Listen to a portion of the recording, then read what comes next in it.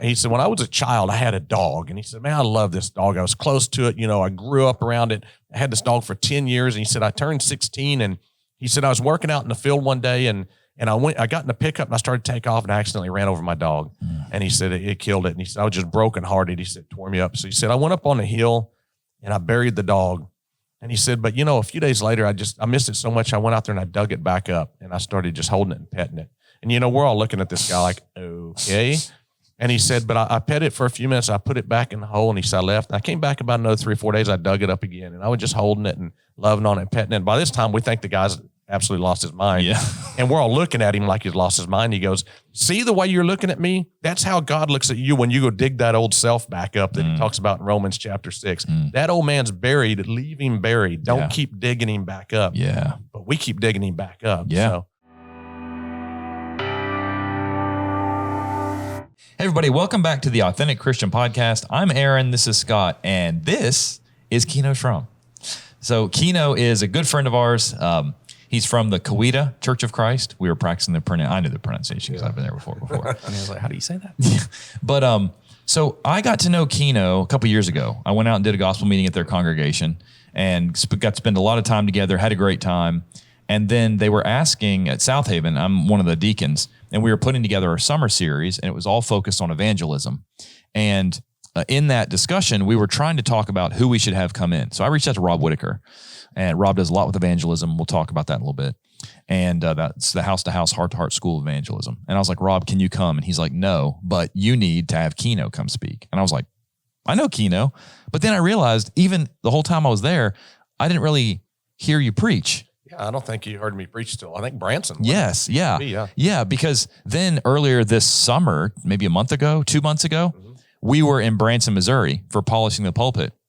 And we were on a session together, me, you, and Stacy Grant. Each had 3 15-minute sessions. And so when we went into the room, I realized, I've never heard Keno speak. And so he crushed it. And I said, when you come to South Haven, what are you preaching? And he said, this lesson just extended. I was like, okay, great. Because I was going to ask you, will you please preach this? And so last night he spoke at South Haven. And afterwards on the drive home, I was talking to my wife. And so I was like, I talked to Scott too. We were sitting together during the lesson. I was like, we need to have him come on the podcast tomorrow. And so I texted Keno and said, hey man, I don't know when you have to get out of town, but would you come film tomorrow morning? And he's like, absolutely. And so we are thrilled to have you on the podcast with us today. Well, I'm glad to be here. Yeah, we're very excited about it. So now, at the end of this episode, I want to have Keno talk about the house-to-house, heart-to-heart school of evangelism, because you're going to hear him reference it during the episode. And at the end, hang around, and we may even have him talk about it at the beginning of part 2 as well. But I want you, number one, to just hear us discuss the Bible and hear the thoughts. Keno has a lot of great thoughts, great evangelist, very passionate. Did a great lesson. Yeah, the lesson was great. Yep. Yeah. And last night. Yeah. I don't know the right way to say this, so I'll just say it the way that it's coming to my mind. I can tell when someone preaches about evangelism, whether they do it or not. Yeah. I hear a lot of guys that tell stories. I'm like, I don't know that you know the book, but I don't know that you ever talked to anybody about it. Yeah, when something sounds hypothetical versus like it's coming from experience. Yeah. And so I know that Keno he's not the kind of guy that wants me to say this, but at the same time, I want to say it to you watching that, like, I'm stoked about this episode. So anyway, at the end of the episode, we'll have him talk about house-to-house, heart-to-heart school evangelism, and how if your congregation wants to grow, you guys have at Coweta tripled almost? Just about tripled in 3 years. Since I was there. Yeah, since you were there, yeah. Yeah. And you guys have this really complex, completely new thing that you've started, right? No. Right. Yeah. You just got the magic bullet? We got the magic bullet. No one knows about this. It's secret to us. Yeah. It's the one bullet that'll fix all of our problems. And it is that they study with people. Yeah. They find non-Christians, say, hey, would you like to study the Bible? It's amazing how that works too, Yeah. It's almost like when you read through Romans chapter 1 and Paul said, I'm not ashamed of the gospel of Christ, for it is the power of God, right? That meant something. Yeah. You just talk about that though, but that's the truth. For years we didn't do it. For years we didn't ask anybody. We didn't try, and then we wonder why the church is dying in America. Yeah. So go ahead. So this is, I basically said, hey, your lesson was killer. I want you to do a lot of the talking. And so just tell everybody watching essentially like what your lesson was about last night, some of the things that you're seeing as you travel in the churches of Christ, and just in America in general. Just go ahead and launch into what you did last night. One of the things that we have to recognize in America is that the church is dying. The church we're losing 100 to 150 congregations every single year in the United States that are closing their doors. And we've seen, both of you know churches that have been around forever. And in the last few years, they've shut the doors. Just right up the road. Right up the road. I used to fill in for a congregation out in the middle of Arkansas, small town. And, just like so many other stories, just, kids move off, other things happen. Mm-hmm. It gets to a point where the folks that are left feel like they can't do much. And, I attended a congregation when I was young in Texas, and we were around 200 to 250 members.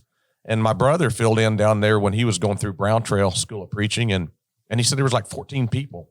And I preached a gospel meeting out in Arizona a few years ago, another congregation, 75, 80 people back in the 90s, and they're 8 or 9 people now. So It's what we're seeing all over the country. In fact, I had a lady come to me at South Haven last night, and she said she was concerned about a congregation that she grew up in, that she's very, very familiar with. And they used to be a thriving congregation, and they have 8 members now. So it's something that we're seeing all over the nation. In fact, some estimates are that we're losing as many as 18,000 Christians every single year. When you're talking 18,000 people, it doesn't take long to figure out that we're bleeding out, because that can't continue that trajectory and us continue to have a church in the United States for very much longer. Well, it's like if you have a gunshot wound or a victim of cuts off an arm and they're bleeding out, and you just say like, no, it's good. Like it'll work out. It's like, no, you need an infusion. Like you need blood. You need blood added. It's like the same thing of the church. You need members added. And what we've been doing is sitting in the pews thinking, well, surely this will turn around. Surely God, the United States is God's chosen people, right? That's the mindset we have. And there's always going to be a church in the United States, but that's not necessarily so. Not if we don't do what we've been commanded to do. That's right. Jesus says, John 14:15, if you love me, do what? Keep my commandments. Yeah. One thing that was a cool thing that happened to us, you look at a lot of these churches that you see in the New Testament. I've got too many things in my head. You look at a lot of churches you see in the New Testament, and you say like, oh, where are those churches now? We have people from all over the world that watch the podcast and contact us and say, hey, I want to be baptized. And we look for churches sometimes in those regions, and we can't find faithful ones. We had a story last year, a guy named Keith. Kith, his name was Kith, so we called him Kith, but I think his real name's Keith. But we got a contact from somebody that said, hey, Aaron, I've been watching the podcast. I want to be baptized.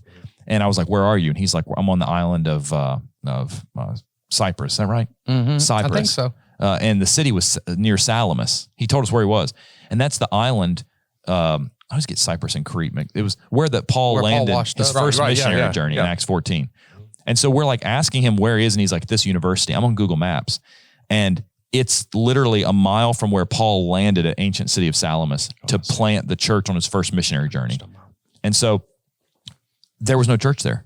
That's amazing. And so it's like, it just proves your point. And of course, we had our buddy Rod Selman fly from Israel to the western part of Cyprus, cross the border, because it's run on the west half by Greece, on the eastern part by Turkey. And Rod speaks Arabic, and he just happened to be in Israel. So he flies over, he gets a rental car, he drives with his wife across the border, and I wish I could have seen him speaking Arabic. I know everyone that sees this like white guy speaking Arabic is probably like, whoa, So he goes and they study with Kith, and they go visit ancient Salamis. They baptize him in the waters. Paul probably baptized people when he got there, and the church has been replanted there. But I say all that to say, there's lots of New Testament churches that you read about in your Bible that did not make it for the next 2,000 years because they weren't perpetuated. Yeah, the region where the church started is one of the weaker places in the world. There are definitely more of us in terms of members of the Lord's church here in the States than over in Israel right now, for example, where it all started originally, right? So absolutely, you're right. Yeah, and 2,000 years is a long time, but not for the church. It shouldn't be this way, right? Yeah. You said we're losing about how many? 18,000? That's some estimates as many as 18,000 a year, to death or to falling away or whatever it might be. Yeah, I got you. That's what I was wondering, if they kind of had any insight on how that mix was, but okay. And, and a lot of the reason why this is happening, a lot of the reasons, we're talking about a while ago studying with people. Why don't we study with people? Well, you go back and you look at the church throughout, the 1900s, even the 20s, the 30s, the 40s, 50s, 60s, even up into the 70s, the church was thriving and growing in America. You can go back just 50 years ago, 60 years ago. And if someone said Christian, people, their minds went to the Church of Christ. It's not the case anymore. You know, I watch old movies and you'll see if there's a church, some kind of a church scene, it often happened in the Church of Christ. I remember someone doing a lesson where they showed an old dictionary. And the dictionary had, like, it was an American dictionary in English, and it mentioned under Christian, it had Church of Christ. Right. Yeah. It was, I was like, whoa. Like, I didn't know it was that associated. Yeah. To be Yeah, honest. it was. while Yeah, you're talking, I'll that's see if I great. can find it. But Yeah. And so, That's you know, interesting. so you have the churches thriving and growing. And then what happens in the 70s? What did we do different starting in the 1970s than we had done in the years leading up to that? And the answer is we quit having home Bible studies. We quit evangelizing. And so what you have is, you know, a generation of people that have grown up in the pews and have never seen their mom and dad sit down and have a home Bible study with somebody. yeah. And so we've got to turn that around. That's a lot of what we do, as we'll talk about later with the School of Evangelism. But we try to train the saved how to teach the lost. We've got to get back to having Bible studies. Well, how do we determine who we're going to have a study with? That's the hard part, you know. I mean, if your neighbor cusses like a sailor or drinks like a fish or you know, or whatever the case is, and we say, well, they would never want to hear the gospel. Or maybe you know somebody that's been in prison for drugs or murder or whatever. Well, they would never want to hear the gospel. One of the models that we talk about, or one of the points that we make in the School of Evangelism, is we have to be planters, not pickers. Yeah. Because we'll pick our way out of every Bible study. And Keno's as guilty of that as anybody on this earth. Yeah. You know, for years, I could come up with a plethora of reasons why someone would not want to sit down and have a Bible study. And what results from that is a very, very short, if not completely zero list of contacts and people to reach out to. I mean, that just reminds me immediately, you know, Jesus talking about came to seek and save the lost. He came to minister to the sick. And spiritually speaking, that idea is just inherently tied to the foundation of Christianity. And it's wild that sometimes we can forget that, lose sight of that. We're here to go and try to reach those people. That's right. I mean, when he dealt with the Pharisees, they had that kind of an attitude, like, why are you dealing with these people? These people don't, you know, they're not the kind of people that need to have association with the word of God. Those people are against the word of God. Well, that's just simply not the case. And that's what we see taught in the scripture. That's one of the things that he came and corrected inherently what was wrong with the attitudes at the time. It's so foundational to New Testament, to legitimate Christianity, that it's wild that we have moved away from that, we've drifted from that notion. We haven't completely forgotten it. It's just not been at the heart of what we're who we're looking for, right? We're looking for the people who not only, well, everyone needs Jesus, but especially we're looking for people who are out seeking, people who are desperate, people who, exactly these kind of people, right? I mean, we want everybody, but I'm just saying, like, it seems so odd that we forget that's exactly who Jesus said, I'm going to come, and who he came and ministered to more directly than, I don't know, the religious elites or the more educated academia or, you know, whatever you want to fill in. Well, I mean, I think if you look like 1 Corinthians chapter 1 and verse 26, Paul is writing to the church and he says, you see your calling, brethren, that not many wise, according to the flesh, not many mighty, not many noble are called. Yeah. And there's so many people that I think today think like, well, I know who would be a perfect, like you're saying, I think this guy looks and acts like he would like the gospel. And in my personal experience, we've talked about this before on the podcast. I did the same thing. I'm guilty of it too. I was a picker. I would say like, oh, this guy will never want it. And I told this one story about a Bible study with some CrossFit guys at my house. And there was a couple guys that they were very faithful denominational members. And I was like, oh, they are going to love the truth.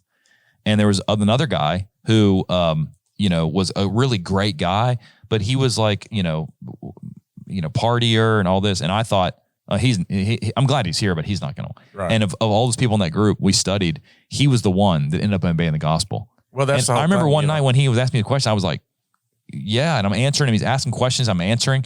And he's like, I want to be baptized. And I'm like, really?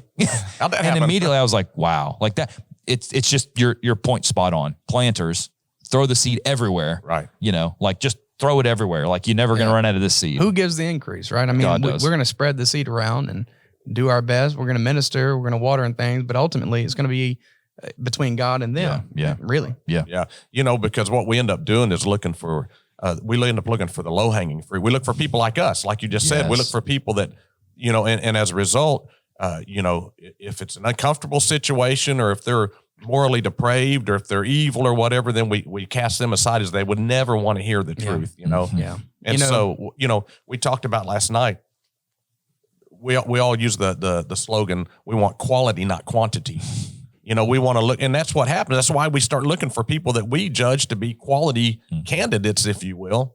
But we need to reverse that and look for quantity, not quality, based upon the parable of the wedding feast, Matthew chapter 22, verses 1-4. That's right. And we're also, I think, when we do that, judging by our standards, because when we say quality, we think people that look like us. Right. But it's always interesting to me, like in the Bible, you have, the parable of the unforgiving servant. Like, Jesus, this is different, not that, but remember when the woman was washing Jesus's feet with her hair, I believe, with Simon the Pharisee's house, I think it was. And basically, he told him, which one do you think, basically, the one that loves the most is the one that's been forgiven the most. Right. And so we forget that sometimes the people with the most depraved lifestyles are the ones that are the most miserable and the ones that have the most to gain, I guess you could say. Like, obviously, everyone needs their sins forgiven. But we sometimes think like, oh, the people that we think are good. Like, we start to qualify people in our terms and not God's terms. Well, I grew up in the church. And I'm guilty of it. And I know other people that grew up in the church are guilty of it. Sometimes we take a lot of things for granted. Yeah. And you get somebody that came out of the world, that's lived that lifestyle, that's gone through the things they've gone through, and they have a real appreciation. It's kind of like, if your mom and dad buy you your first car and they pay for it and they pay for the fuel and they pay for the insurance, you don't appreciate it as much. Yeah. Whereas if you had to work for that, you appreciate it. And I think sometimes people that have lived that morally depraved life, when they come to God, they appreciate him that much more because they know what they were saved from. Yeah. Well, that's like I was raised in church, but Scott wasn't. Right. I converted similar to the person you said you knew one person. I mean, I like that person. I studied my way in, read my Bible. I hadn't met anybody from the church at the time that I was baptized or whatever. And so I came from a wicked life as well, a lot of involvement with partying and drugs and other things like that. I can't speak for how you feel having grown up in the church and things like that, where you come from, how you appreciate it. But I can say, at least for me individually, speaking to what we're talking about, I absolutely appreciate everything I have, because everything I have is because of the gospel now. I'd be dead by now. I mean, look, my health isn't great now. I'm probably still suffering from that. I might not be old. There's a likely chance that I won't make it to that point. And that's fine, because I still got a lot of good things that I don't even deserve because of the gospel. Yeah, man. I'm so grateful for it. My wife, my children, my job, everything. Yeah. So, and I'm not saying that you're guaranteed that. I don't mean like, hey, go obey the gospel and your life will get better. You might get persecuted for it. Depends on where you are. I mean, I'm blessed in my circumstances. Yeah. But absolutely, like, there's nothing that would make me want to walk away at all in any way, shape, or form, because there's nothing I had before that was worth holding on to, right? I think Paul maybe speaks to that in some sense. I'm trying my best to be like that, right? Yeah. Well, and I mean, if I'm not honest, to make the episode about me, you just that's perfect. I agree. If I would have been in high school with you, I mean, just being completely honest, I would have done that. I said, Scott doesn't want the gospel. Like he would never want. And now it's crazy. Right. I grew up with somebody from kindergarten to high school that was a member of the church. Yeah. Didn't know it. Yeah. So, I mean, I hope that they're okay. I don't know that I think they've drifted off since then, but I mean, I've been in that boat too, though. Yeah. And that's the thing. Like, we all need to realize, like, no matter where you are, whether you grew up in the church and you've been struggling with that, even I, at times, especially when I go through hard times, or I've been through depression since I've been a Christian, it gets really easy to look at somebody else and even to project your own inadequacies and faults on them. Yeah. And we got to like get ourselves out of that. Find ways to practice it. I won't derail. I do want to mention this. One of the things that I thought was really cool at Edgewood that Matthew Jones did in one of the classes when I went to we went to his classes for like the first year we went there. They have two sets of classes, adult class and auditorium over there. Sure. A lot of places have that, multiple adult classes. We had a class focused on evangelism, and we just, as the class on Wednesday during class time, had some people watch, their kids are in class. They were going to catch one of that. We went up to the Winn-Dixie and just, all right, I'm going to talk to 3 people. You're going to talk to 3 people. That's cool. You're going to talk to 3 people and just go up to kind of get over in therapy, it's like if you're afraid of something, you confront it. That's a way. Virgin therapy. Just go do it. Like it's going to be really awkward. We said that it's going to be really weird. You're going to probably stutter.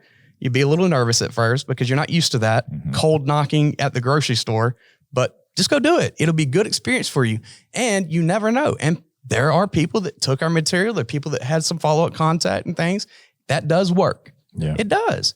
And it'll really help you to get over kind of that fear just by practicing it. Sometimes you just got to do it. Is all I'm trying to say. Yeah. And I'll let you go from there. I'm sorry for. No, that's, You're great, man. That's a perfect point because, you know, like door knocking, no one wants to knock on doors. No one, you have cold, warm, and hot contacts. Yeah. We like hot contacts. People that just walk in the door of the church building and they're easy to talk to. They're easy to study. You don't want to go knock on a door with somebody you've never met. You don't know anything about them. And we've done that and it's never worked. We've never had any results from it. And then Brother Rob Whitaker taught us how to knock on doors. We went out and knocked one Saturday morning and ended up with several baptisms off that because he taught us what to say. Yeah. And he taught us how to get past our uncomfortableness and how to make it not awkward. Of course, this guy, he can walk up and talk to anybody about anything. Yeah. So he's walking up and he sees a Sooners sign in their front yard or on the bumper sticker, and immediately he's in a conversation with him. Yeah. And but I think back to how many people I've let walk right by me and I never mentioned the gospel, and it would have been so easy to do it. Mm-hmm. And I found out now, and I'm not just necessarily asking someone for a Bible study. In fact, most of the times if you want a Bible study, the worst way to get it's by asking somebody for one. But it's just building that relationship around God to where you get to the point where you can ask for that. And sometimes that might happen in the first conversation. Yeah. And sometimes it might take 2 years, of conversing with someone. But when you start that conversation with them, if you're tuned in and listening to them, they're almost asking for the Bible. You know when to ask for it because they're almost asking you. You just have to verbalize it. Yeah. You got to make it easy. Yeah, you got to bring them to it, And so, but if we can get that idea of quantity, not quality, in our minds, now we're going to start asking people. Now we're going to start talking to people that we would never talk to before. We're going to start talking to those people, and so, but you guys have talked about it many times on your show. Everybody's heard the Great Commission. We know what it is. Matthew chapter 28, verses 18 through 20, Mark chapter 16, 15, 16. It's even mentioned in John. It's mentioned in Luke. It's mentioned in Acts, worded a little bit different. But he tells us, go ye therefore. That go means we've got to get out of the church building. Mm-hmm. We can't just sit there and hope we're going to grow. It doesn't work like that. That's not the way Christ designed it. Absolutely. Make disciples, right? That's right. I mean, that's an active thing we needed to be taking part in. And and it goes so well with, standing fast and contending for the faith too. We talked about that on episodes kind of recently. Yeah. It kind of goes into that because you're going to be out there doing things. You're going to be preaching the gospel. You're going to be contending for it. That's going to put you in evangelistic mode. That's right. And the Great Commission is maybe sometimes we think of it as a suggestion, or maybe sometimes we think he was talking to those specific men that were standing there listening to him right then and there. Yeah. But that's not what he's saying. He's saying it to you. He's saying it to me. He's saying it to every one of us. That's the teaching them to observe all things whatsoever commanded you. Right. Well, what did he command them? Yeah. Right. Exactly. To go into all the world and preach the gospel, man. That's one of the things we need to find a way to do. Yeah. Well, go's an imperative too. I mean, it's a command. Yeah, it's a command. Yeah. And even if I heard somebody say to me once, well, it was said to the apostles. I'm like, yeah, but guess what it says? Teaching them, the people you baptize, to observe all things that I've commanded you. Well, I just commanded you to go into the world. And then you baptize, make a disciple. What do? Teach them to go into all the world. He groomed them to be evangelists. He sent them on the limited commission we talk about sometime. Like all of that, the idea of all the things they learned, the character that they were taught, the commands that they were taught, the parables, all things, right? That's what we need to take on ourselves and continue forth with. And until he decides it's done. Yeah. And it's time. Yeah. That's what our business is. Yeah. Did you catch that part in Second Opinions chapter 1 where it says you can pick and choose which commands you want to follow? Oh man, cafeteria Christianity, right? Cafeteria, a la carte. It's buffet. I like that. I don't like that one. That's exactly right. That's what we're all guilty of doing. You know, we've got to get past that. And you guys have a beautiful building, church building there at South Haven. We've got we remodeled since you were there, so it's actually updated into this century. Yeah, and it's a nice building. It's older, but it's nice. But that's not the mission field. That's a tool that he's given us to teach. But we're not going to teach inside that building. Yeah, we can grow spiritually. Yeah. We can grow in knowledge. Yeah. Yeah. We can listen to some good sermons, and we can build those Christian relationships. But we've got to get outside the walls of the church building to do what he's commanded us. I've been at several congregations where they have that above the doors. You go into the auditorium and they'll say, "Enter here to worship," or whatever, and then on the way out, it has another sign, and it's like, "Enter here to the mission field." Oh, I like that. Yeah. And it's a good reminder. We need to have that be more than just, a nice saying though. We need to go and do that and have that attitude. Like what we do on Sunday is us coming together to regroup, to reconstitute ourselves, to encourage one another unto love and to good works. Hebrews talks about all the things to remember Christ, and while we're doing it, all the things, and then we're back to work the rest of the week. Yeah. Like, that's what we should be going to do. Yeah.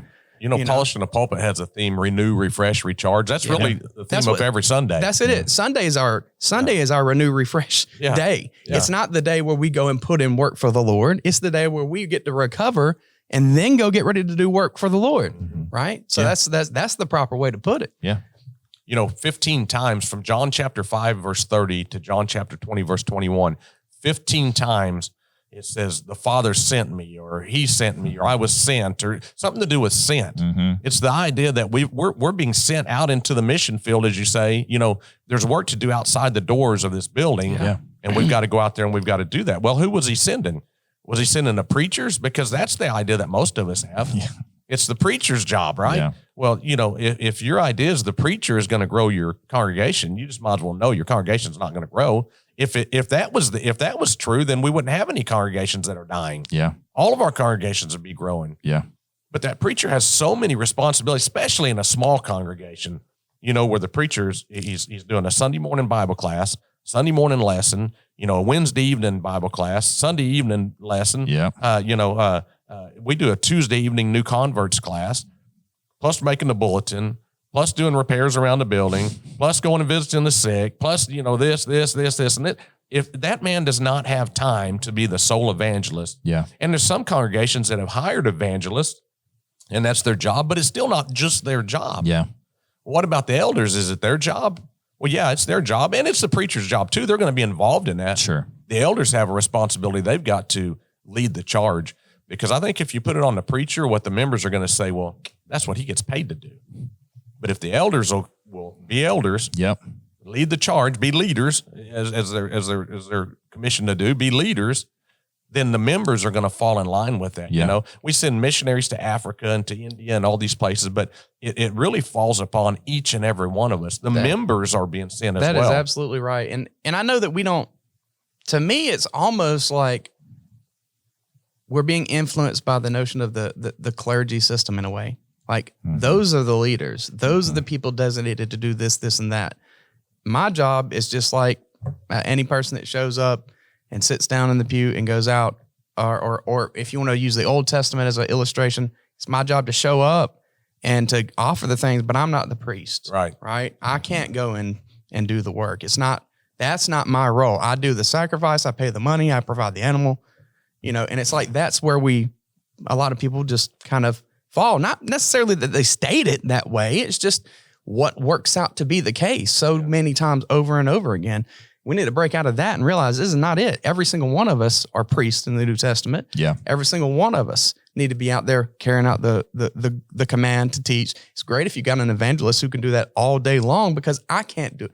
Well, we can in a way, right? Yeah. But the average person is not going to do that all day long. They're going to wake up, have their breakfast. They're going to have to go to work 9 to 5, usually 5 days a week, sometimes more. Their spouse might work, and they're going to do the best they can do with a few hours at night or on the weekend, or when they take vacation time to dedicate and sacrifice. Use that vacation to sacrifice for the Lord. Sometimes we can do that too. Just side note, right? Vacation can be used as a sacrifice. You're going to give that to work. Use that, sacrifice that time. But that's what we've got. And so it gets easy to write that off when your life is so busy. Right. But let's not forget what the point of our life is, right? Because it's not about all the other stuff. It's not about just living. Right. Like your job, like they're not going to remember you in 100 years, right? But if you convert these people, if you do what's right, we're not saying quit your job and just go out and evangelize and do nothing else. I'm not saying that.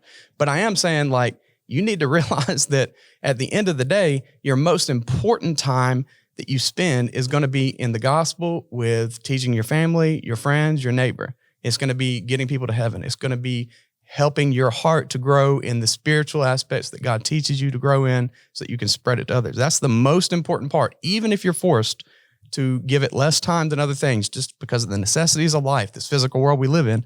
That's the most important thing. If you keep that in mind, I think it gets easier to put your life in perspective, to order it, right? I think a lot of problem too is we think that to evangelize, we have to be teachers. And that's one of the things the School of Evangelism teaches, and I'll share that in a little bit. there is a jillion ways to fit into the Great Commission and never actually have to teach anything. There's quite frankly, you don't want everybody in your congregation teaching. One, Some of you them don't aren't ready. Yeah, they're not ready. You don't know what they're going to say. Yeah. Right. And two, that just might not be their thing. You know, not all of us are teachers. Not all of us are arms or legs. You know, That's the idea of James, right? we need everybody. Masters, right? Yeah, that's right. We need everybody filling in where they can fit in. And so that's one of the things that we teach congregations is where can you fit in? And oftentimes you don't even have to get out of your comfort zone. Yeah. Oftentimes you can do things that are that you are comfortable with. Sometimes you're like Andrew and you bring Peter to Jesus, right? right. Like you're still active and you are still putting yourself out there, but it's not always the case that you're the one that sits down and in a scholarly way goes through the scriptures with the person. And that's not even the most important part of it. Right. Yeah, that's not even the most important part of it because if you don't have somebody to sit down with, so contacts, bringing people, that's the most important part of it. Absolutely. Yeah. Yeah. Thanks for watching the Authentic Christian Podcast. I want to talk to you real quick about the Authentic Christian resource page. Many times during the episodes, Scott or myself will bring up a great sermon, another video, maybe an article that we recommend that you watch. And so if you go to the GBN website, gbntv.org, and you click on resources, and then you click on the Authentic Christian, and we'll have a video on screen to show you this, you can find the resource page. And then you just scroll down and find the particular episode that we're discussing. And you'll have the episode where you can watch it. And then below that, you're going to have a bunch of links that'll be blue. And so we'll have all the things we've recommended in the episode. You can watch that there. You'll have articles, sermons, videos, and that'll give you more things that you can study if you want to learn more about the topic we've been discussing in that episode. So check it out, the Authentic Christian resource page, gbntv.org, resources, Authentic Christian. And thanks for watching. We'll see you back in a minute. You know, you might check out... Let's go over there to Matthew chapter 22. That's great. So we're going to look at the parable of the marriage feast. So if you have your New Testaments, go to Matthew chapter 22. If you want to look at a little bit of context before it, Matthew chapter 21 is where Jesus, during the last week of his life before the crucifixion, because spoiler alert, he resurrected from the dead. And he's still alive. But before he was put to death, that last week leading up, he's in Jerusalem. And in Matthew 21, he comes into the temple to teach in that last week before his arrest. Just a few days before his arrest. And the Pharisees, they come to Jesus and they ask him, by what authority are you doing the things that you're doing? You know, you're teaching, etc. And he tells them three parables, one about the two sons, one about the wicked vine dressers, and then he tells this third one about the parable of the marriage feast. And so that's what we're going to look at. So tell us where to read. Scott, Scott's the designated reader. Yeah. Because I had somebody tell me they wanted to get the Bible, like the audio Bible with Scott reading it. Yeah, I think that's funny. Like James Earl Jones or Scott. Yeah, you know, everybody probably hears me. I don't think very highly of myself, so that's kind of funny to me. But you know, if you really want to hear it, you're hard on yourself. I would definitely I'll go with read the it. Scott version. I would too. Is that right? Let's do the first three verses. All right, Matthew 21, 22. 22. All right, my bad. Now, I said 21 because of the context leading up to it, but 22 is where, you're right. All right, New King James. And Jesus answered and spoke to them again by parables and said, the kingdom of heaven is like a certain king who arranged a marriage for his son and sent out his servants to call those who were invited to the wedding, and they were not willing to come. Again, he sent out other servants, saying, tell those who are invited, see, I have prepared my dinner. My oxen and fatted cattle are killed, and all things are ready. Come to the wedding. Good.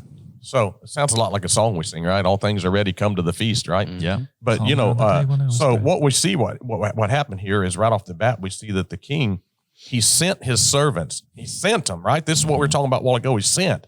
He didn't say, listen, servants, I need you to just hang out here in this little town hall we have here and just chill until people show up. Because people aren't going to show up if they don't know. If there's got to be an invitation, right? Yeah. We give an invitation after every lesson for that reason. We want people to know that you have, the invitation is being made for you to come to the feast. Mm-hmm. So he sent them out and he said, go invite, go out and invite these people and tell them, what I've done. Now we have to keep in mind, this isn't your neighbor's kid's wedding. This isn't your niece's wedding or your kid's wedding. Mm-hmm. This is the wedding of the son of a king. Mm-hmm. So you can imagine the fanfare and the expense and the glory that would have been very circumstance. Oh right? man, this would have been very honorable to be invited to.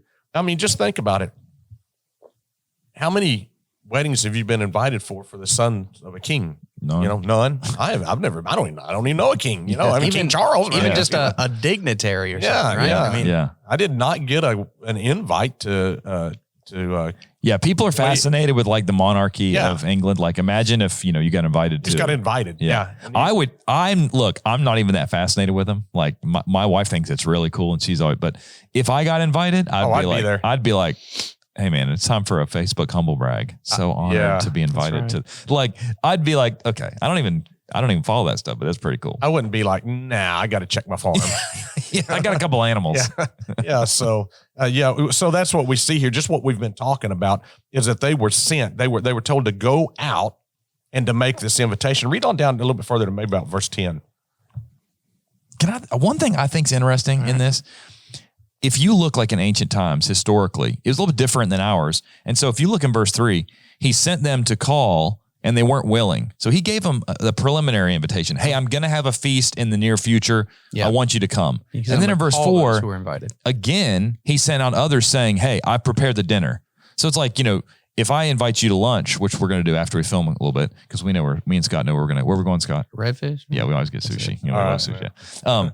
And our wives don't like it. So when we eat lunch, that's our place. You know? Okay. But anyway, so we would say like, hey, the food's going to be ready when we get there. So like, I'm inviting you to lunch. It's like, just, you want to go to lunch? Sure, let's go. But like with this, they have to like slaughter animals and stuff. So it's like the preliminary invitation. And then he invites them again.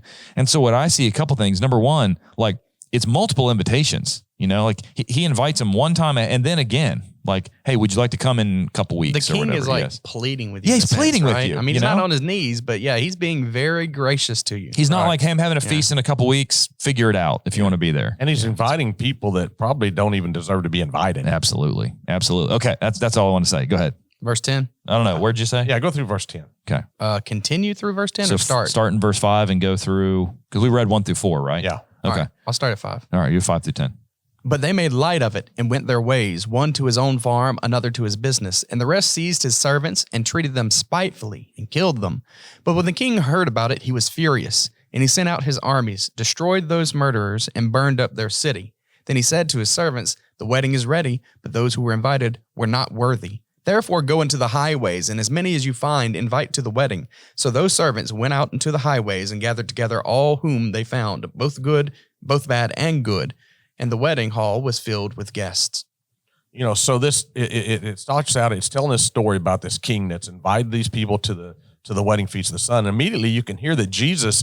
He's telling a messianic story because the prophets have foretold about this wedding and wedding feast that would take place whenever Jesus or the Messiah came in Isaiah chapter 25 verse 6 or Isaiah chapter 61 verses 1 through 5. So you have this invite that's gone out.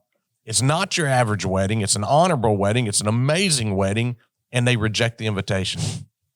They say no, and they start coming up with all kinds of just crazy reasons why they can't come. You know, it's they have all these, you know, so they're rejecting the invitation. He says that they were invited, they were bidden, they were called, we might say. You know, and now the them that he's talking about here, this represents the lost sheep of the house of Israel. Yeah. These should have been the lowest hanging fruit, you know, in verse 6, Matthew chapter 10, verse 6. These should have been the ones that would be the easiest to get to. They're the religious people. The religious people. That when I was a picker and not a planter, that's what I thought. I would go to people who I was like, oh, this guy's religious. He's going to love it. Yeah. And half the time, the religious people are the ones that didn't want to see the truth. They get angry. They're like, they don't want to see the Bible. Like, wait a minute. They already have it. Yeah. Right. And that's what I'm saying. Like, you say you love the Bible. I'm just trying to show what the Bible says, and they get angry about it. Yeah. It's just interesting. Yeah. There's it's like there's a test. Somebody said this to me actually. Now, disclaimer, there are some people, religious people, denominationalism, that I've went to and showed the truth. And they've loved it and they've hopped on board. Right. But some of them, you know, anyway. But I mean, it's like there's a test. Somebody said this to me. They pointed it out online. It says in the original media. It's like there's a test on Monday, and you're like, hey man, here's the study guide. We know what the teacher's going to grade you by, and they just get mad at you and throw it in your face. Like, what? Like, I'm just trying to give you the study guide. It's got the answers. The teacher said we could have it. Just memorize it for the test on Monday, and they're like, no. Like, what? Yeah. I don't understand. No, when I was in high school, we had a teacher. Mr. Saunders, he was the nicest guy ever. And he would give you this long on like 4 pages on legal paper and had every single question that was going to be on the test. Then he would let you work together in groups of 3 or 4 and answer these. And then he would let you have that when you take the test. And we would gripe because we had to fill it out. We're like, we don't want to look for this. Just give us the answers. Well, he's given us the questions and he told it, but we would still complain. It's like that. The same thing. Yeah. It is. It's kind of like that, isn't it? Yeah. And then not only, like in verse 6, not only do they reject the invitation, but look at how they treat the servants. Yeah. Oh, yeah. They seize them. They treat them spitefully, and then they killed him. He's talking, he's referring to Israel's rejection of God's prophets and the present rejection of Christ, know. I mean, and this rejection is going to lead to the destruction of the temple. It's going to lead to the destruction of Jerusalem. But, they made light of it. They wouldn't come. One had to go to his farm. Another one had to tend to his merchandise. And they just had all kinds of lame excuses why they don't want to come to this feast. Absolutely. It's interesting, though, when you see, going back, let me see, Verse 10, so the servants went out into the highways and gathered both the bad and the good. But when you back up, when he's talking about them being not worthy, verse 8, then he said to his servants, the wedding is ready, but those who were invited were not worthy. Well, why would he invite people that were not worthy? Well, that doesn't make sense, right? He invited them. The reason they're not worthy is because they rejected the invitation. Right. Yeah. It's amazing Verse how many 6, people, right? How many people believe that they're going to take part in the feast, but they reject the invitation of the king. Yeah. He's told us what we need to do to come to him. Yeah. He's made it very clear what we need to. It's not a secret. He's not asking us to do something that we can't do. When he says that his burden is light, his yoke is easy and his burden is light. He's saying, there's going to be difficult times. We know Matthew chapter 7, verse 14, it's going to be a tough row to hoe. Yeah. But he's not asking us to do something that we're not everyone capable of doing. He's not saying you have to be able to jump off a building and fly across the city with your cage. He's not saying that. Yeah. He's not saying you have to be able to move mountains. All you have to do is very simply keep his commandments. Submit, yeah. Like Luke 17:10 says, even when we've done all that God's given us to do, we're still unworthy servants, which is reassuring to me that God says, look, there's nothing you can do to make yourself worthy except submit to the request, and that's what, like you said here, the people that weren't worthy, it's not because there were some who were great and some weren't. It's because the people who were unworthy are the ones that rejected the invitation, in Matthew chapter 20, when the man was unwilling to sell his possessions and follow Christ, and Peter, and they're saying, well, what do we have, how can someone be saved? Well, if we're dependent upon us to be saved, we can't. Yeah. There's nothing we can do to earn our salvation. That's right. With God, he says all things are possible. That's right. With men, it's impossible, but with God, so when we rely on God, yes, we can be saved, but it's not because of anything that we've done. Well, I think a lot of times about two passages in Titus. Titus 2:11 says, for the grace of God that brings salvation has appeared to all men. So God's grace that brought salvation appeared to all men, not some men, all men. And verse 12 starts out teaching us. And so what does it teach us? In chapter 3, verses 4 and 5, this passage gets misinterpreted so much.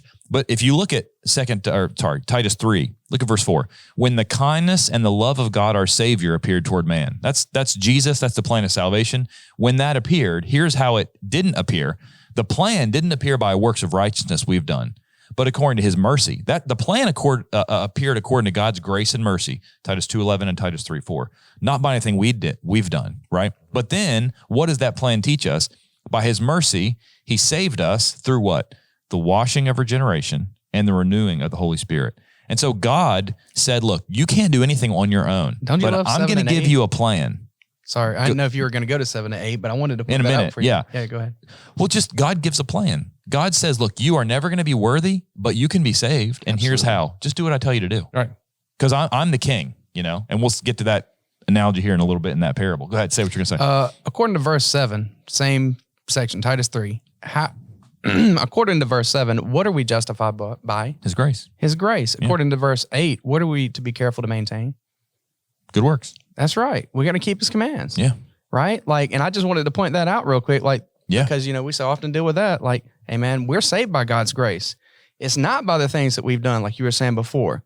But over and over again, we see him telling us, yes, you're saved and justified by his grace. So be careful to maintain good works. Mm-hmm. Why is that hard to understand? He's given us such a great gift and asked very little of us, but it doesn't mean he's asked nothing. That's right. Why do we keep thinking he's asked nothing? Right. Yeah.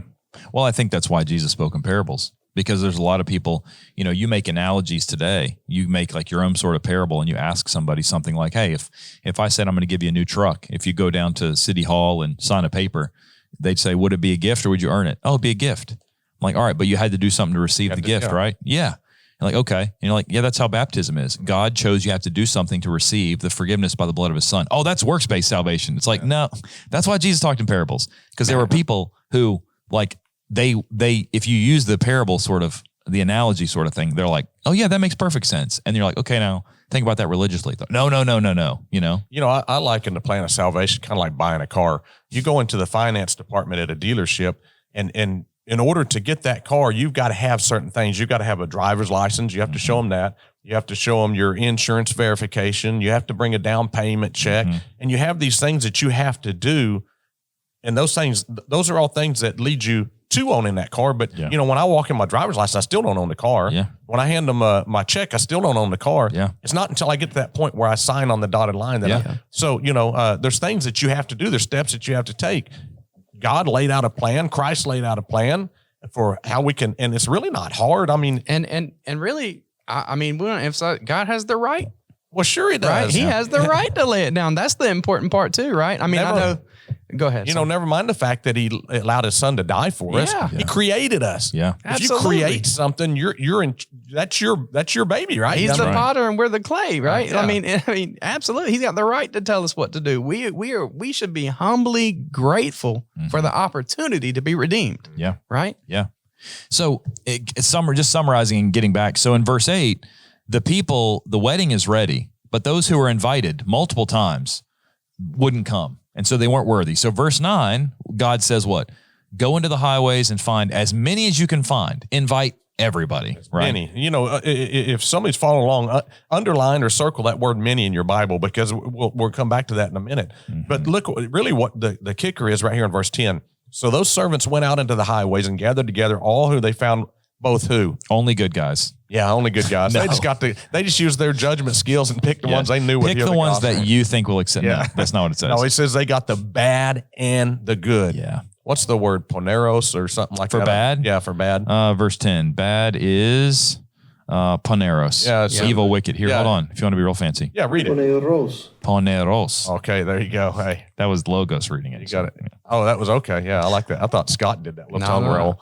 Here. Oh, one more time. There you go. There you go. That was very professional. I'm impressed. That's better than I can do it. Wow, I'm impressed. But what does that mean? It means the morally depraved. Yeah. The wicked. Sometimes that's used for pornography or for sexual immorality. We're talking about some of the worst people, and he's saying invite them to the wedding feast for the son of a king. Yeah.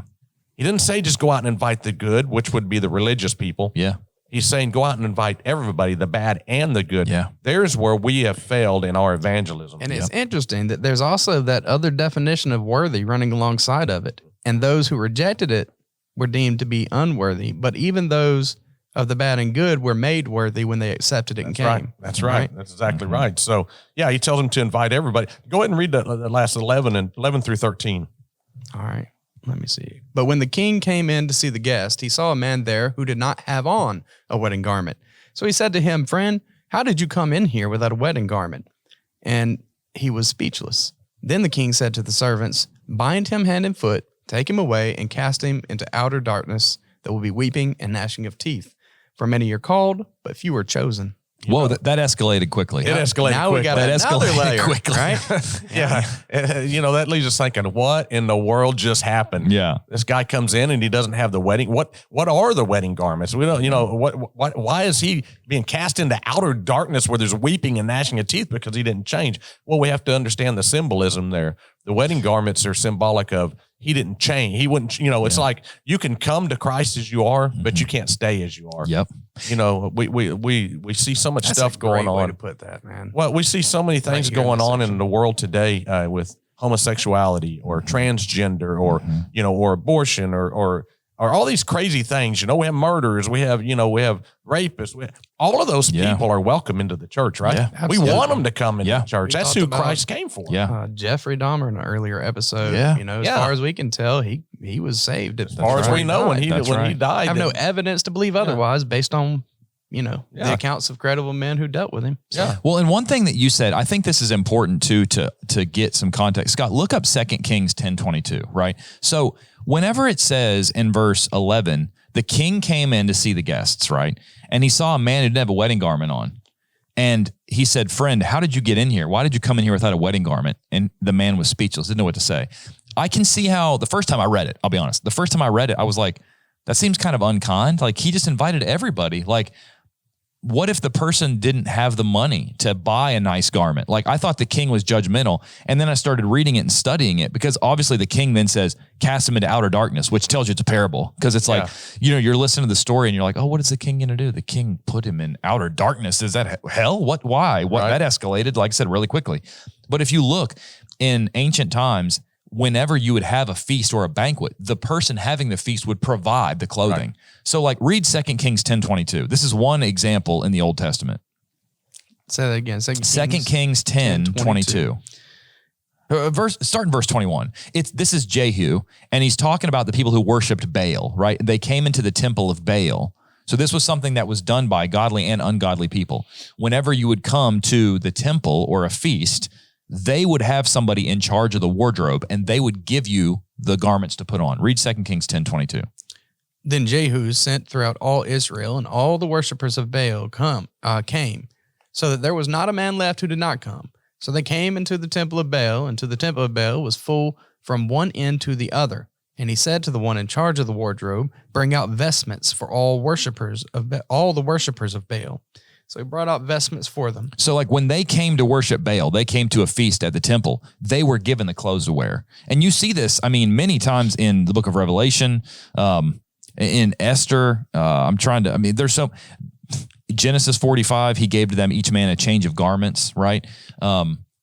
Samson, remember the riddle Samson told in Judges? Yes. He said essentially to them, it was a feast, and the man who answers this, I'll give 30 some silver and changes the clothes. Like in this context, in ancient times, when you had a wedding feast, if I had a wedding feast and I'm a king, who has all the wealth? I do. I'm the king. So if I invite you, you're a guest, and I provide to you what to wear, and you refuse to change, and you refuse to put it on. Yeah.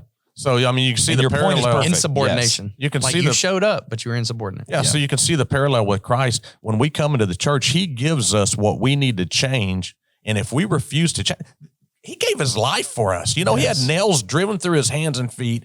He had a crown of thorns smashed down onto his head. Tortured. He was tortured. Yeah. He was beat. He was humiliated. Not to mention the fact that he left his glory in heaven to come down here and do all that. Mm-hmm. And then we refuse to change. Yeah. You know, why we want to come in and this is the problem with the church today.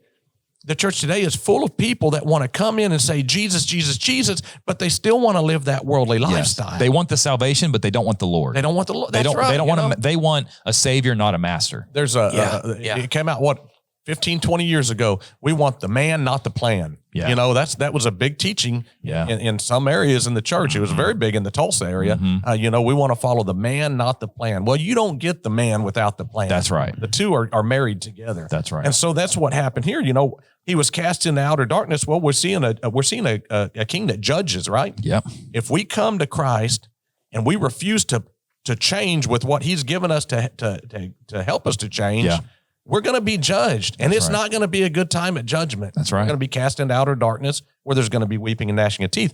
The other thing, like you going back to 2 Kings a while ago, we have to remember who Matthew's audience was, right? Yeah, Jews. These people were Jews, so they knew this. They would have been very familiar. Mm-hmm. You go to Mark, he's writing to the Romans, or they don't. There's things about that Mark doesn't cover that Matthew covers because it wouldn't make sense to the Gentile people. But these people would have made that same connection that you just made. Yeah, absolutely. And so, I mean, what you said is perfect. You can come to Christ as you are, but you have to change. You have to change. You are, I mean, over and over, the Bible talks about putting off the old man. You left the old man Romans 6, when you were baptized, that old man died. I was in a class at Polishing the Pulpit in Branson, and it was like 15 guys or however many, and they were doing 2-minute illustrations. Okay. And I don't even remember his name, a great gentleman, preacher from Alabama. Okay. But he made this illustration. He said whenever he was and he's telling the story, like it really happened. And he said when I was a child, I had a dog, and he said, man, I love this dog. I was close to it. I grew up around it. I had this dog for 10 years. And he said I turned 16, and he said I was working out in the field one day, and I got in the pickup and I started to take off, and I accidentally ran over my dog. And he said it killed it. And he said I was just brokenhearted. He said it tore me up. So he said I went up on the hill and I buried the dog. And he said, but a few days later, I missed it so much. I went out there and I dug it back up and I started just holding it and petting it. And we're all looking at this guy like, okay. And he said, but I pet it for a few minutes. I put it back in the hole, and he said, I left. And I came back about another 3 or 4 days. I dug it up again, and I was just holding it and loving on it and petting it. And by this time, we think the guy's absolutely lost his mind. Yeah. And we're all looking at him like he's lost his mind. He goes, see the way you're looking at me? That's how God looks at you when you go dig that old self back up that he talks about in Romans chapter 6. That old man's buried. Leave him buried. Don't keep digging him back up. Yeah. But we keep digging him back up. Yeah. So, yeah. Now, disclaimer, the guy didn't really do this. Yeah, of course. Yeah, yeah. But we were all looking at him like, oh, man, this guy's weird, Yeah, yeah. Yeah, you're right. Great point. Great Bury the illustration. old man, leave him there, and become a new man. Yeah. Romans 6, Colossians 3, Yeah. Ephesians 4, all those. Change your clothes. Change your clothes. Colossians 3 is great. I tell a lot of new Christians, learn if you can live by Colossians 3, you're going to be okay. Yeah. It's got what you need in there. So, but I want you to look at as we come to the end of this parable, look at verse 14 there. He said, for many are called. So we see that word many again. I would circle that and connect it back up to the many in verse 9. It's an important thing that we're seeing there. Many are called, but few are chosen. Mm-hmm. Well, so what we get is that if we go to the many, we're going to get how many? We're going to get few. Yeah. But if we go to the few, how many are we going to get? None. We're not going to get any. Yeah. And that's what we've been doing. That's the reason the church is losing 100 to 150 congregations a year. That's the reason we're losing 18,000 members a year. Yeah. Because we're going to the few, and the result is we're not getting any. Yeah. Right. You don't know who the few are. Yep. Now, we know that we're going to go to many. Okay, how many contacts are we going to have? We'll say we're a congregation of South Haven. What are you, about 250? 250, yeah. Yeah. So you want to always have 2,500 contacts, and that's easier said than, well, it's actually not as difficult as No, it it's sounds. not. If you ask me, Aaron, do you know 10 people that I'd be like, oh, yeah. You know, that's 10 easy. people that aren't That's saved, easy, right? yeah. Yeah. So if everybody in the congregation gave Yeah. you 10 people, there's your 2,500. Yeah. I can think of 10 neighbors that aren't. Out of that 2,500, how many you're going to have that are going to go through a Bible study and be baptized? Probably double digits, maybe low double digits. It might be 10, 15, somewhere along there. I don't know how many it's going to be, but the point is that it's only going to be a few. Mm-hmm. We know from Matthew 7, 13, and 14, not everybody's. In fact, if you're doing what everybody else in the world's doing, you might want to examine yourself, because he says the road's going to be wide and there's going to be, a lot of people going to destruction. Yeah. This is why the criticism of certain results of works can be detrimental. Like, put it like this: you go and knock 3,000 doors and you get 10 people to have a study and 5 of them are baptized. And you're like, man, that was a whole lot of work and we didn't get very much. You looked at that completely wrong. Right. Absolutely. That's exactly what he told us was blew going it, to happen. man. Yeah. You missed it. Yeah. Like, that's what you exactly should expect. Like, that's a good day, man. Yeah. I was at a congregation once where we were having a meeting about evangelism. And one of the guys, we were talking about door knocking, and he said, that doesn't work. And I'm like, why doesn't it work? He's like, well, we tried it years ago. It didn't work. Yeah. It's like, number one, do you know for a fact that everyone in that neighborhood's the same people, same life circumstances? And in fact, we did. And there was a lady who lived 2 doors down from the church building, obeyed the gospel. She had cancer eating her up. She died like weeks after she obeyed the gospel. But to that, like you're saying, if you spent your entire life and That's you a converted one great person, account. And it made it worth it. to that one person, Yeah.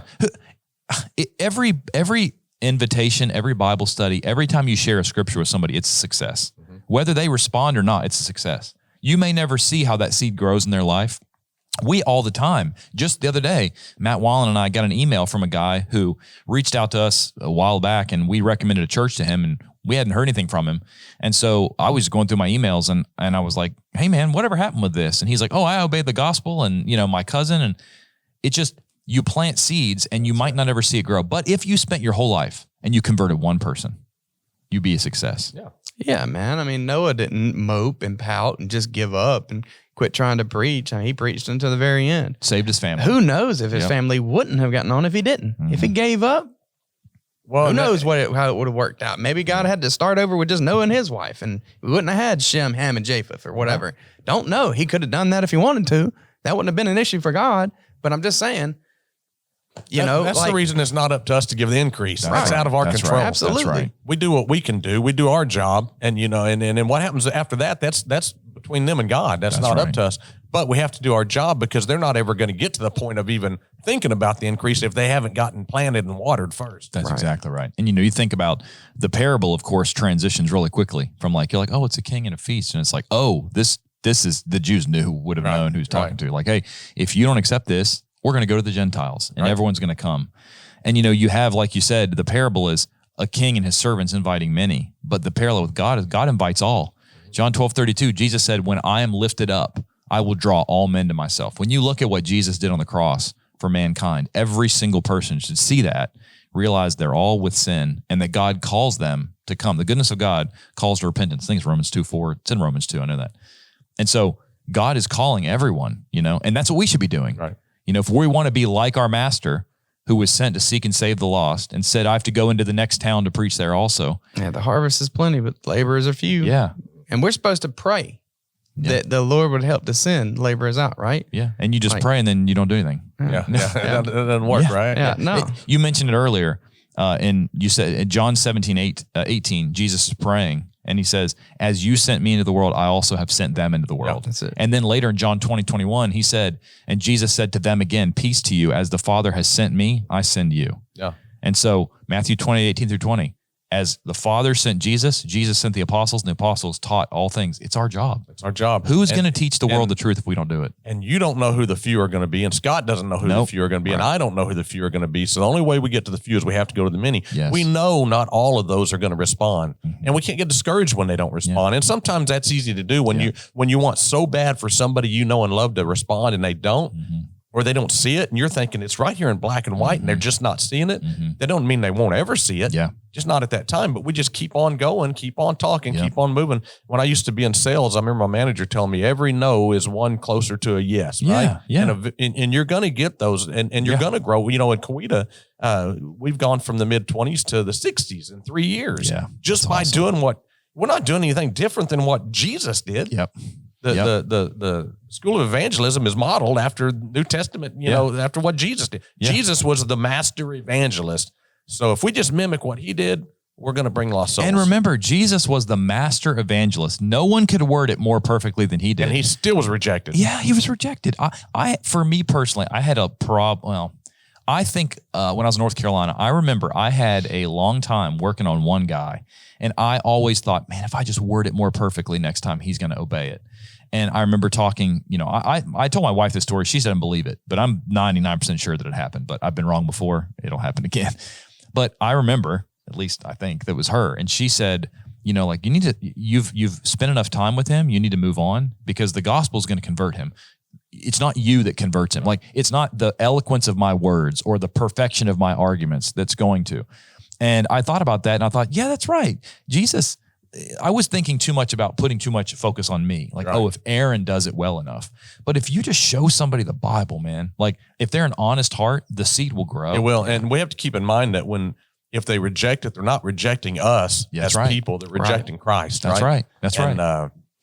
One man I know, he was studying with a lady about baptism, and he said, you can just go to Acts, one of the first places everybody goes, Acts chapter 2, Yeah. And she said, well, that's not in my Bible. And he said, yes, it is. She goes, no, because I tore that page out. Well, hey, they're rejecting Christ. They're not rejecting us. Yeah, absolutely. Thanks for watching GBN. If you like programs like this and you want to watch other programs, maybe new ones that you haven't heard of yet, that look, there's something out there. I just haven't figured it out yet or discovered it. Go to the App Store. You can also find this on Apple TV, Roku. Search Gospel Broadcasting Network and download the app. It's a little globe. It says GBN in the middle. And you can open up the app. I have the app open right now. And you can look at all these different programs. Truth on Wheels, Drawn Toward God, which is like an animated series that, as it's explained in the Bible, it sort of draws out the image. Counterpoint, The Authentic Christian, which is one of the shows that I'm on. Make It Plain, Preaching the Gospel, Answering the Error. So many different programs that I personally grow from myself, even before I came to GBN. We also have Books of the Bible. You can watch people who've been teaching Books of the Bible at preaching schools for years teach through 50, I think right now, books of the Bible, verse by verse. And you can really just use this app to study and learn more about God's word. So I'd recommend, if you like Bible study, if you want to grow closer to God, draw near to him, James 4, 7-10, download the Gospel Broadcasting Network app, and it'll help your everyday studies. Thanks for watching. Any closing statements? Nope. Okay. Nope. I think that was great. So here's what I want to do. So this is awesome, hour long. Yeah. Now, for those of you who have stuck around, good for you, whichever can you're on. Appreciate you three. Keno has mentioned many times about the house-to-house, heart-to-heart school of evangelism. Keno, can you tell everybody what that is? How, if anybody watching this is like, I want to be more evangelistic, I want to jumpstart my congregation. Tell us what the school is, what you all do, how that you could help their congregation, and how they can reach you if they want to reach out. So the House-to-House School of Evangelism, of course, it's overseen by the House-to-House, Heart-to-Heart publication, And so the School of Evangelism, it was Rob Whitaker is the director of it.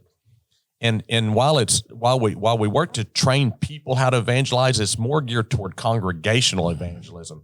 Because we talked about just in this parable we just looked at, if you're just relying on just the preacher, well, the preacher only knows a finite amount of people. His network is not huge, especially if he doesn't work, if he's not a tent making preacher, he has even less contacts. Yeah. And so what we're trying to do is get the preacher's going to go out and reach a small pocket of people. But if we can get the whole congregation evangelizing, now we have an army that can go out into a town. And that might be an army of 20 in a small congregation, or it might be an army of 250, or it might be an army of 800. But you can go into that town or that city and make a big difference if you have a whole congregation evangelizing. So what we do, our slogan is training the saved to teach the lost. We all want to evangelize. We know it's a commandment we've been given. We've read the Great Commission, but sometimes you just don't know what you don't know, right? In Coweta, it wasn't that we didn't want to grow. It wasn't that we didn't want to evangelize. In fact, we sat around for years praying for workers that would come help us to grow. It's interesting they didn't come along until we started doing something, and then we started getting workers. But, so we want to teach people how they can fit into that model. Yeah. It doesn't matter what business it is. It could be Walmart or Chick-fil-A or Sam's or whatever it is. Every successful business has a way to get from point A to point Z effectively and efficiently, productively. It's a flow chart, we call it, Well, the School of Evangelism has a flow chart as well, but it's based off of Jesus and the way he taught. It's based off the New Testament model that we see. So we have, there's one section is contacts, one section is prospects, one section is Bible studies, one is baptism, one is new converts, and the last one is a growing church.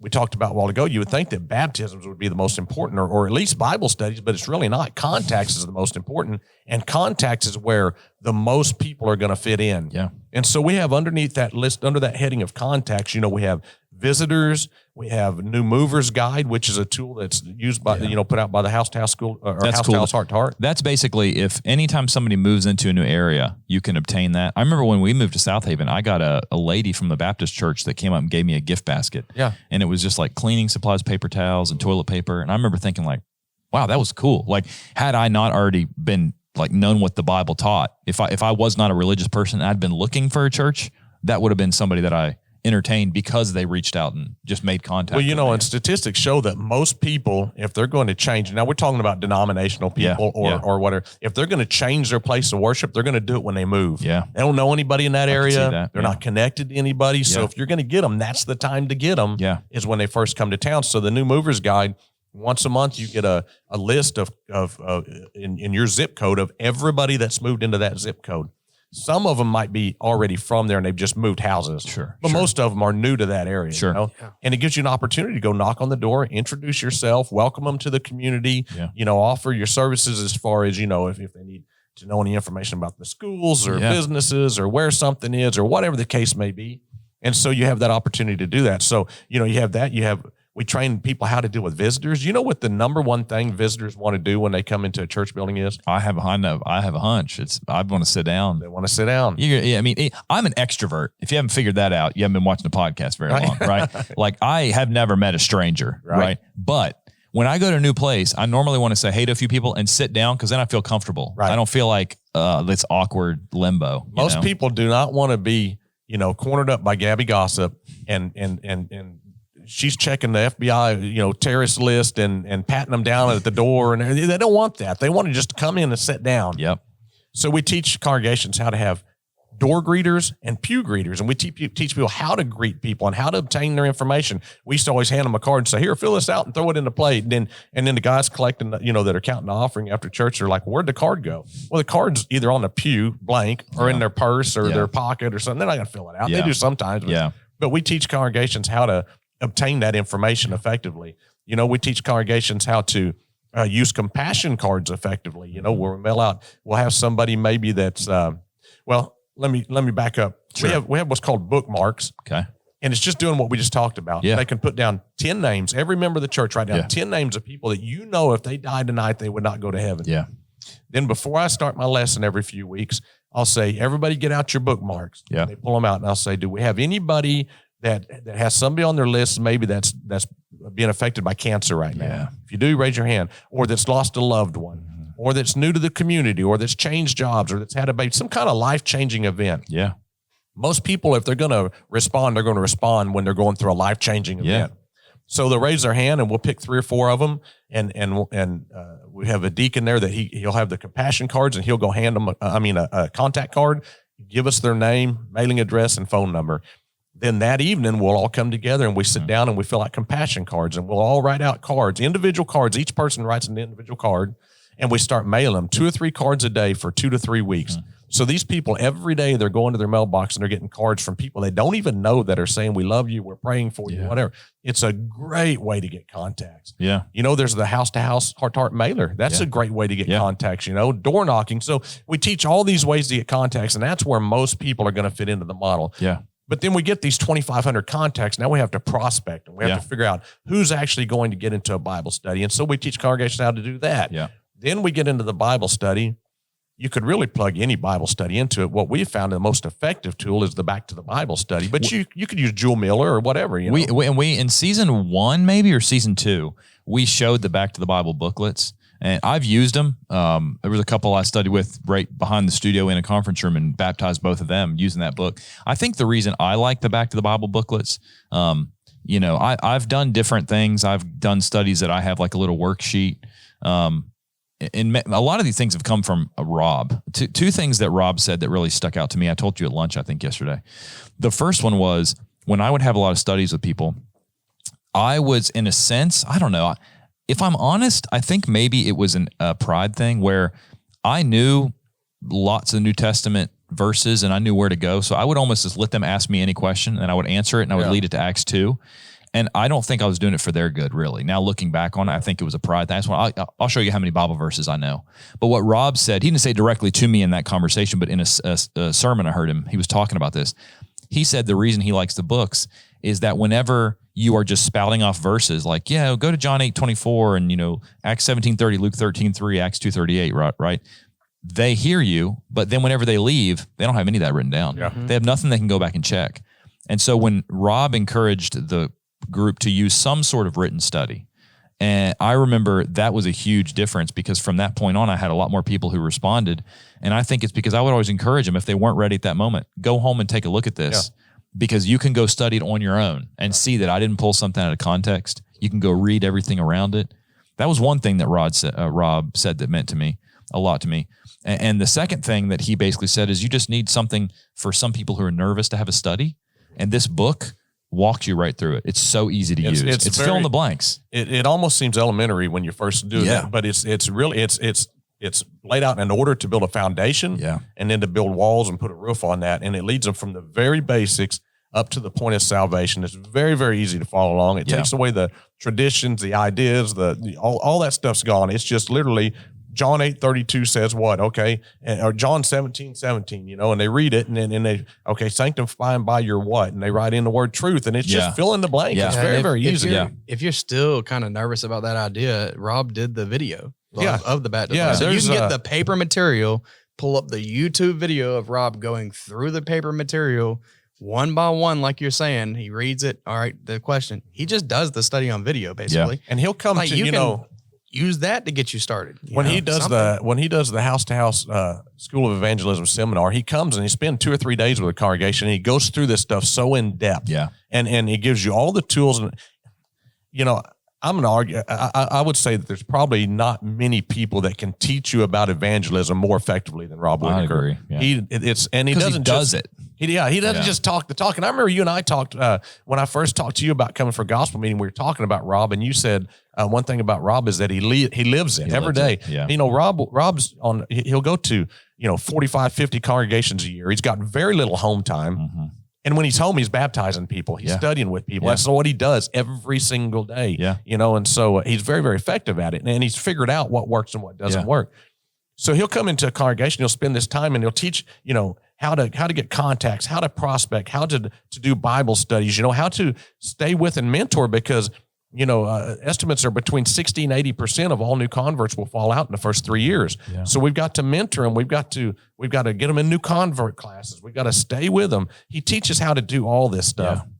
It's a lot of information. Yeah. But it's very effective. I'm telling you, it has worked from coast to coast. Lima in Honolulu, Hawaii has killing baptized. He's killing it. He's killing it. Eric Sykes in La Plata, Maryland is killing it. Charles Harris, John Garza, you name, there's, Joe Palmer down in Niceville, Florida. They're doing an amazing, they're just, all these congregations are growing, and, they're not all in the same demographics. They have different racial makeups. They have different economic makeups. It doesn't matter because Christ designed a gospel plan that works, for right? Everybody, for all time. Everybody. So, and so what'll happen is sometimes what I do with the School of Evangelism and some of the regional trainers, maybe a year after Rob's been there and the momentum starts slowing down a little bit, or maybe a congregation's a little bit confused on the contacts or how to close the study, maybe when they get into lesson 3, then I'll go back to that congregation and do what we call a reboot Sunday. Yeah. And we just take 3 to 4 lessons on a Sunday, spend just Sunday, and it's custom tailored to their congregation, the issues that they're dealing with, and we just help them to put it back in practice, to get it going again, to build that fire under the congregation. But I'm going to tell you what, we've almost tripled in size in 3 years in Coweta, and that didn't come by anything other than just doing what Christ commanded us to do. That's what all those things, all those guys you mentioned, the one thing they have in common is they're just learning from the master teacher. Jesus met people's needs. They were hungry, he fed them. They were grieving, so we meet people's needs. We reach out to the people that we know that we meet. And then you basically have a study with them. That's it. They're not I don't want to make an overarching statement, but I'm going to just understand. I know there's lots of different situations that may be exceptions that fit the rule. But whenever I see a congregation that tells me, that they can't grow, that's my first question is, what kind of evangelism are you doing? Let me tell you this story. Tell me if you think this is interesting. I did a gospel meeting in St. Louis, and it was for a Hispanic group. It was like a area wide where I don't speak Spanish. I'd preach in English, they'd translate it, and it was all the Spanish speaking from the St. Louis area. And when I was driving up on maybe Friday, it was a Saturday, Sunday thing. They were like, hey, brother, tomorrow, Saturday, before the meeting, we're going to go out and knock doors and hand out flyers, right? And what's your immediate reaction to that? Yeah, well, you're probably not going to have anybody show up from it. Well, but is that something typical? Like, I do a lot of gospel meetings, not very many of them do I go to. And the people are like, hey, before the meeting, we're going to go knock doors and try to make Most contacts. of them don't say anything about it. Most of them don't. And I remember a couple of preacher buddies had asked me like, hey, what'd you get into this weekend? I'm like, oh, I'm in St. Louis and, we're door knocking today. And they're like, wow, that's awesome. Yeah. And the thing that struck me is that everyone was so surprised that that's what we were doing. Yeah. And that to me was like a glaring problem that we're not evangelizing.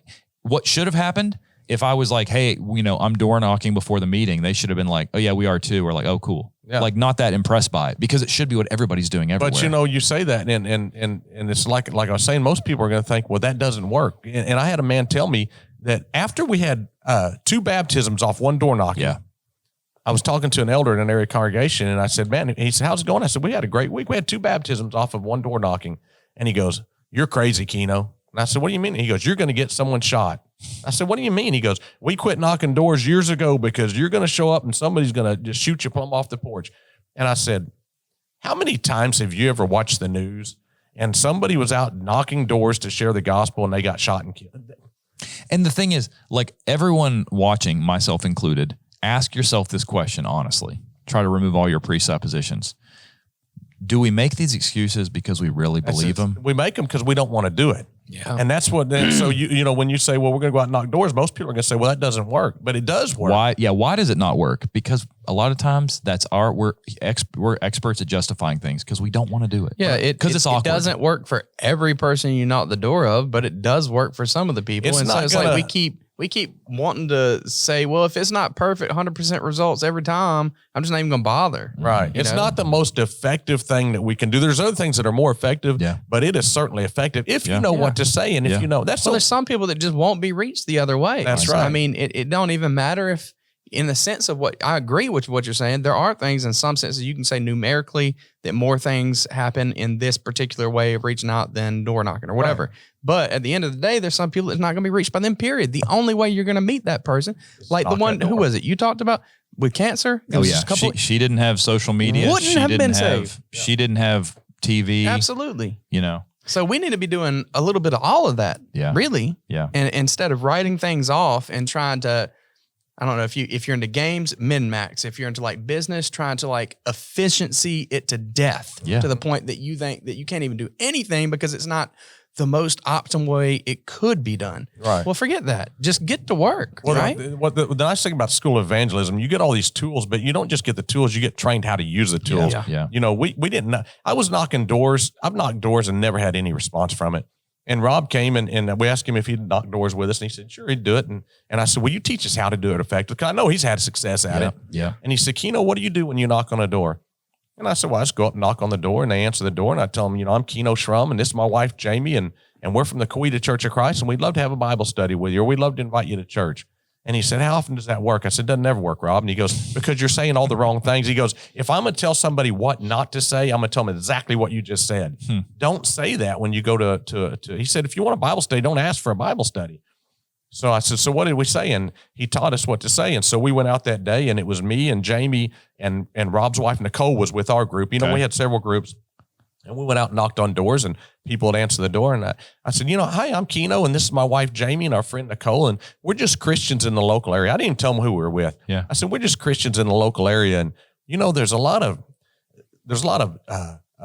strife and things that are going on in our nation right now. And people are so, you know, they're so pulled in every different direction, and inflation's going on. And it's just a lot of stress on the everyday person. So we thought we would just go out today and see if there's anybody we could pray with. Do you know anybody, maybe a friend or family member or coworker that we could pray for today? Or maybe somebody in your household? And we got 2 Bible studies off of, which resulted in 2 baptisms. You know, we knocked 153 doors. We made 51 contacts. So 51 people answered the door. Out of that, we got 20 prospects or 21 prospects. And out of that, we got 2 Bible studies that resulted in 2 baptisms. Was it worth it for 3 hours of our time on a Saturday morning? You better believe it was worth it. Yeah, two people were saved from hell. Rob always says, if you show me a congregation that's not growing, I'll show you a congregation that's not having home Bible studies. Yeah. Because otherwise you're putting the blame on God. You're saying, oh, we're doing it, but God's plan doesn't work. Well, his plan works. His plan works. Yeah, it's perfect. It does. Yeah. So if you're interested in learning more about the House-to-House School of Evangelism, if you say, hey, if you're an elder or just a member that you want to badger your elders, the persistent widow, hey, how can they contact you or Rob or the school? What's the best way to get in touch? So they can go to the House-to-House School of Evangelism website. Okay. You can. So just Google House-to-House School of Evangelism. Yeah. And then click on the link. Click on the link. And the School of Evangelism, that's the thing where he goes around to different congregations, right? Yep. What are some of do you have anything that people can, let's say they want to schedule that, but there's a wait. What are some things they can go and grab right now? So here's the deal. We have, what's happened is, you know, Rob was spending every waking moment on the road traveling around. Yeah. So we created what's called the remote or digital training. It doesn't work well for large congregations. Okay. But for, you know, most large congregations can wait a year or 2 to get Rob there. Yeah. There's some congregations that are small, they're dying, and they're not going to be here in 2 years. They need something right now. Yeah. For that, we've created the remote option. It's online. I mean, we'll send a thumb drive. Yeah. It's completely free for the training. Yeah. You don't have to pay any travel expenses or anything like that. It's completely free. There is some material that has to be purchased for the training, and so that you can start the evangelism. It's about a 12-week training process. There's going to be 5 videos in there that the congregation's going to watch.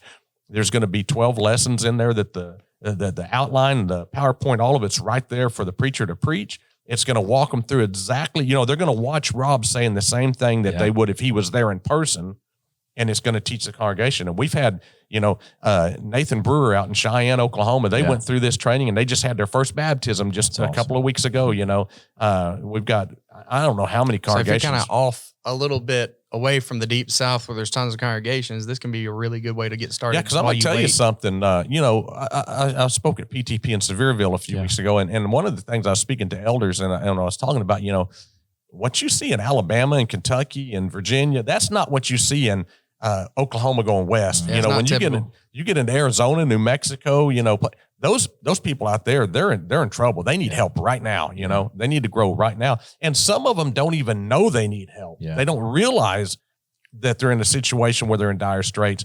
They need this school of evangelism to come in and to help them grow and help start evangelizing. That's a mission field out there, big time. Yeah.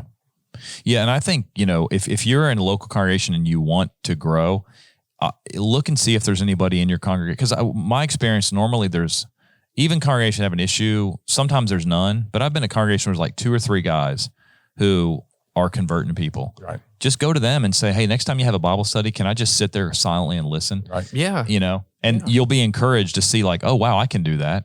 If you want we talked about the Back to the Bible booklets. People always ask us, hey, can you send us some? We don't make them at GBN, but you can get on Google and search Glad Tidings Publishing and just search. I always just search when someone asks me for the link. I search Back to the Bible booklets, Glad Tidings, and the first link that comes up is the 3 booklets, Back to the Bible. And you can order them like $3. You can even go right to the house to house, heart to heart. Oh, you have them on there. Yeah. Okay. All right. So house to house, heart to heart. There. Cool. And, you know, this lady I was visiting at South Haven last night that talked about her congregation that she knew that had shrunk down. You know, there's small congregations and there's dying congregations. A small congregation could be a thriving congregation. Yeah. Yeah. But some congregations are dying congregations. And what I told her was, if there's anybody, how do you tell a dying congregation there's nobody else to work? There's no one's going to do the work. They're not going to do it. That's a dying congregation. Yeah. But if there's somebody in that small congregation or a few people that say, hey, we want to work, we just need the tools, you contact the house to house, heart to heart school of evangelism, and we'll get you the resources you need to grow. That's awesome. You know, and you could put my phone number on somewhere on this deal or something. We can put that directly. Down. Yeah. We can put Keno's in. And then of course our emails, AuthenticChristianPodcast@gmail.com. If you can't find that any other way, email us and I'll forward it to Keno. Right. Yeah. Yeah. Keno, man, we appreciate you. Thank you for coming to South Haven last night. Thanks for coming on the podcast. Thanks for allowing me. I appreciate it. I loved it. We're going to get Keno. I appreciate you. He's got the stuff to start his own podcast, so he just needs to find the time. He's a working man. He's a busy man. So, Keno, thanks for being here today. Appreciate it. Thank you for watching the Authentic Christian Podcast. We'll see you back on the next episode. Hope you have a great day. Thanks for watching. Thanks for watching the Authentic Christian Podcast. If you want to watch the rest of this episode or other episodes, you can go to our website, gbntv.org, and click on the On Demand section. Or you can go to YouTube, Roku, Apple TV, or you could download the Gospel Broadcasting Network app. Just go in the App Store, search Gospel Broadcasting Network, download the app, and you can watch this show and many other great shows and learn more about the Bible. Thanks for watching the Authentic Christian Podcast. We'll see you back on the next episode.